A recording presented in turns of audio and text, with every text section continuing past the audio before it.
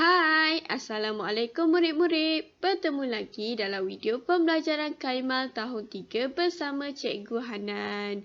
Jadi hari ini kita masih lagi meneruskan pembelajaran kita iaitu Unit 6, Kod Braille Bahasa Melayu. Murid-murid dah bersedia? Kalau dah, jom kita mulakan pembelajaran kita pada hari ini. Jom. Murid-murid masih boleh ingat pembelajaran kita pada minggu lepas? Pada minggu lepas, kita telah pun mempelajari 7 tanda kata singkat iaitu ketujuh-tujuh tanda kata singkat tersebut merupakan singkatan atas. Jadi, pada minggu ini kita meneruskan pembelajaran kita dengan tanda kata singkat di mana kita akan menyambung 4 lagi tanda kata singkat. Itulah dia tajuk pembelajaran kita pada hari ini. 4 tanda kata singkat tersebut ialah di, ke, beberapa, pula. Untuk pembelajaran kita pada hari ini, murid-murid juga boleh merujuk buku teks Kaimal tahun 3 pada muka surat 57 dan 58. Baiklah, tanda kata singkat di, ke, beberapa dan pula merupakan tanda kata yang juga terdiri daripada satu set, di mana ianya juga merupakan singkatan bawah. Kalau minggu lepas, 7 tanda kata singkat yang murid-murid telah pelajari merupakan singkatan atas. Tapi 4 tanda kata singkat yang murid pelajari pada hari ini merupakan singkatan bawah. Nota tambahan, tanda kata di, ke, beberapa dan pula tidak boleh digunakan di hujung perkataan kerana tanda kata ini boleh mewakili tanda baca. Jadi untuk mengelakkan kekeliruan, ianya tidak boleh digunakan di hujung perkataan. Nanti tertukar dengan tanda bacaan. Baiklah, sekarang cikgu akan terangkan satu persatu. Kita mulakan dengan tanda kata di dan ke. Tanda kata di bertitik 2, 5 dan 6. 2, 5 dan 6. Manakala tanda kata ke bertitik 2, 3 dan 5. 2, 3 dan 5. Peraturan yang pertama bagi kedua-dua tanda kata tersebut ialah jika digunakan secara bersendirian, tanda kata ini akan mewakili kata sendi di dan ke. Bermaksud di dan ke ini boleh digunakan sebagai tanda kata sendi.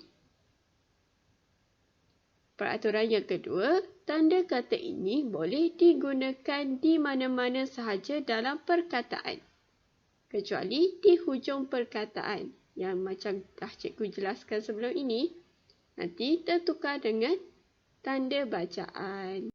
Contoh dalam perkataan bagi tanda kata singkat di ialah di pasar, di atas pokok, di batu pahat. Tanda kata di tersebut digunakan sebagai kata sendi. Contoh yang seterusnya, ke bazar. Ke juga merujuk kepada kata sendi. Dan yang terakhir adalah kendi, di mana kendi itu ke dieja dengan tanda kata singkat ke. Dan yang lain dieja seperti biasa. Yang seterusnya ialah tanda kata beberapa dan pula. Tanda kata beberapa bertitik 2 dan 3. 2 dan 3. Manakala tanda kata pula bertitik 3, 5 dan 6. 3, 5 dan 6. Peraturan yang pertama bagi kedua-dua tanda kata tersebut ialah tanda kata ini masing-masing akan mewakili perkataan beberapa dan pula. Hal ini bermaksud tanda kata beberapa dan pula digunakan memang untuk perkataan beberapa dan pula.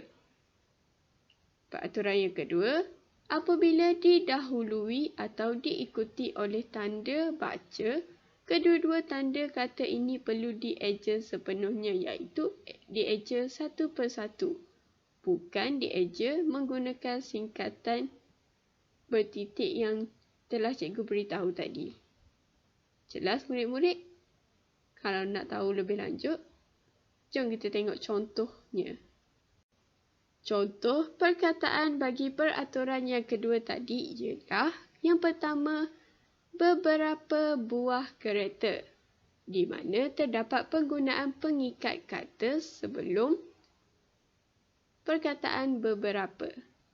Hal ini menyebabkan beberapa itu perlu dieja satu persatu dalam kod peribahasa Melayu. Bukan dieja menggunakan tanda kata singkat beberapa yang cikgu ajarkan tadi. Kerana terdapat penggunaan tanda baca, iaitu tanda pengikat kata sebelum perkataan beberapa tersebut. Ingat peraturan yang kedua tadi. Untuk lebih jelas, jom kita tengok contoh yang kedua pula. Siapa pula? Pada perkataan siapa pula tersebut terdapat juga penggunaan pengikat kata dan terdapat juga penggunaan tanda soal ataupun tanda tanya pada bahagian tepi perkataan pula. Jadi, pula tersebut juga perlu dieja satu persatu kerana terdapat tanda bacaan, tanda soal pada tepi perkataan ataupun pada hujung perkataan pula. Itulah dia. Ingat balik peraturan yang kedua tadi, murid-murid.